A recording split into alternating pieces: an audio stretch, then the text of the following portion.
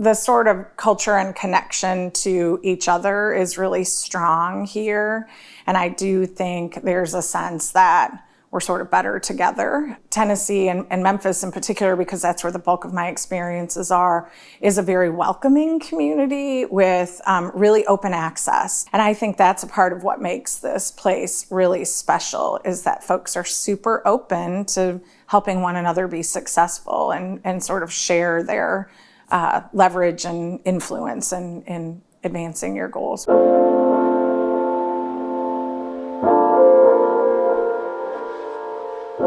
Okay, I'm Leslie Smith, and I'm the president and CEO of Epicenter here in Memphis, Tennessee.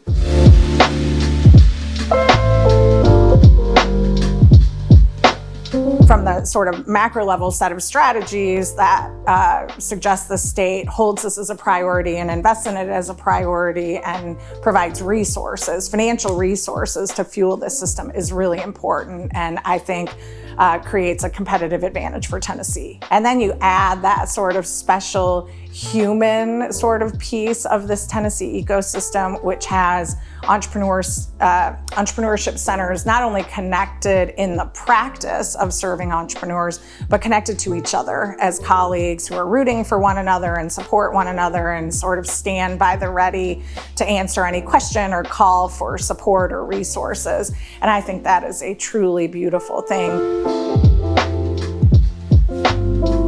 No, I mean, there's something really special about feeling like you're not in this alone. And I think that's what we try to sort of pitch, that there's an entire village of people here that stand ready to serve your entrepreneurial goals. And if one of us can't answer a question you have, we know 10 people who can. And there's no sort of, there's no resistance or sort of struggle for that to occur, which is really important, because places are very similar, and the sort of what makes us different can often just be the way we treat each other. So we're standing in Fourth Bluff Park, which originally was Confederate Park. 3 years ago, the statue of Jefferson Davis came down in the park, and last year we renovated it to be a place where everyone was welcome.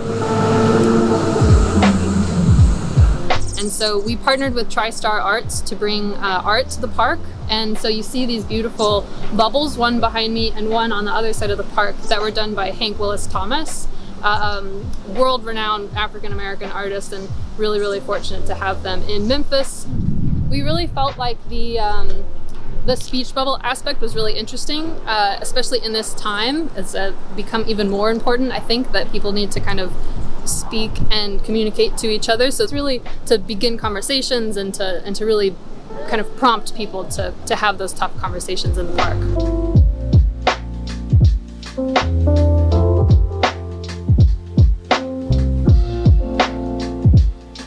Entrepreneurs don't wait for the mess to go away. We have a weekly COVID-19 task force call with all of our partners across the community, city and county government, but also the chamber, other organizations that serve entrepreneurs and small businesses. In the beginning, we were just talking about crisis management. How do we stabilize these businesses, help them sort of manage the shock of this situation? And our last two calls, our partners and our team members have remarked that they're now getting an increase in inquiries about starting new enterprise. And we're already seeing this shift in mindset from, okay, we managed through the crisis, and now there's a whole new set of solutions that can be created and brought to market, and entrepreneurs are not going to wait around.